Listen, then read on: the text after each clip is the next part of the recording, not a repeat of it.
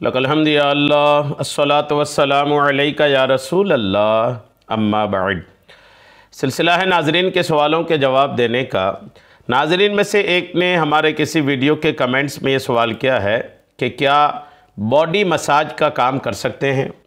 Body massage एक मुकम्मल काम है, लोग करते हैं और इसके सेंटर्स वगैरह भी खुले होते हैं।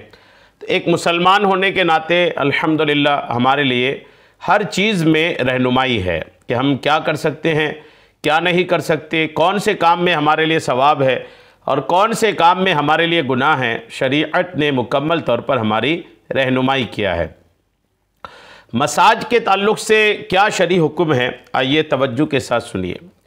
मसाज ये ज़ाहिर सी बात है, ये किसी के जिस्म को दबाना पकड़ना, जो भी एक बदन के साथ लोग करते हैं।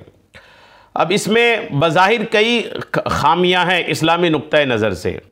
एक तो ये कि कोई मर्द किसी गैर महरम औरत को मसाज करना, ये तो बिल्कुल शरअन इसकी इजाज़त नहीं है। गैर महरम औरत के मसाज नहीं कर सकती। और साथ में अगर किसी मर्द का भी मसाज कोई मर्द करता है तो उसमें भी सित्र देखने का मसला कई बार होता है, तो सित्र नहीं देख सकते। सित्र यानी मर्द के, एक मर्द दूसरे मर्द के नाफ से लेकर के घुटने के बीच का जो हिस्सा है ये नहीं देख सकता, ये हो गया। और औरत अगर है तो फिर तो उसके पूरे बदन को, अगर नामहरम औरत है, गैर महरम है, तो उसके पूरे औरत को जो है ना, वो पूरे के पूरे बदन को कहीं से भी वो छू नहीं सकता। ठीक है, तो अब मसाज का मामला आप देख लें, मसाज में यही होता है। मसाज तो बिना बदन छुए नहीं हो सकता है ना। और सित्र का मामला भी इसमें बहुत गंभीर होता है। अगर मर्द का भी मसाज करता है तो भी इसमें सित्र देखने के मामलात होते हैं, सित्र देखना पड़ता है। लिहाजा इस काम से बचने में ही आफियत है। हलाल काम कोई चुन लें। शरीयत में अजनबी मर्द या अजनबी लड़की को छूना और नाजायज़ है और हराम भी है। छूना नाजायज़ भी है और हराम भी है। तबरानी में बरवायत हज़रत माक़ल बिन यस्सार रज़ियल्लाहु ताला अन्हु रसूल करीम अलैहिस्सलाम का ये फरमान लिखा है कि अपने सर को लोहे के कंगन से ज़ख्मी करना बेहतर है इस बात से कि वो नामहरम खातून को छुए।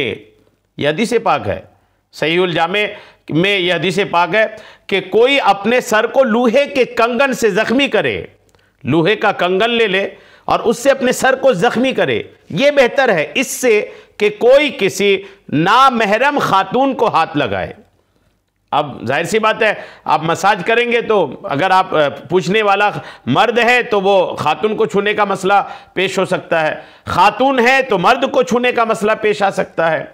मसाज का मामला है तो इस तरह के हालात चूँकि बनेंगे, इसलिए मसाज के मामले से दूर रहने में बेहतरी है।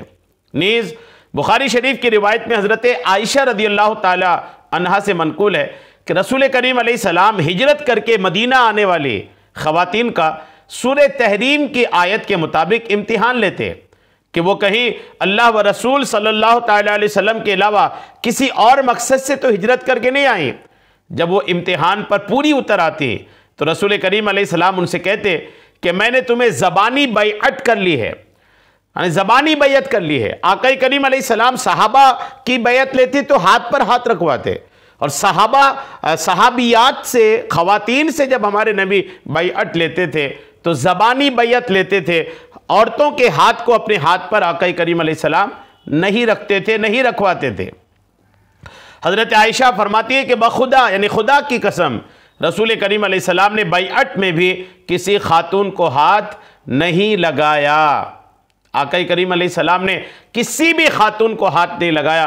आप गौर कीजिए बैयत लेते वक्त, तो आप गौर कीजिए कि जब ये हाल है, शरई हुक्म ये है, सीरत मुस्तफ़ा ये है, तो आपको अगर आप इन शरीयत की बातों पे अमल चाहते हैं तो आपको मसाज के मामला से दूर ही रहना पड़ेगा। दूर रहिए। इसमें हलाल रोज़ी आपको जहाँ मिले, भले हलाल रोज़ी के लिए कमतर जगह पे खड़ा होना पड़े तो हलाल रोज़ी की तरफ बढ़िए। और हम मुसलमान हैं, हमारा अकीदा तो यह है कि किस्मत की रोज़ी हमें ज़रूर मिलेगी। आदमी अपनी किस्मत का आखिरी रुपया खाने से पहले दुनिया से नहीं जाएगा।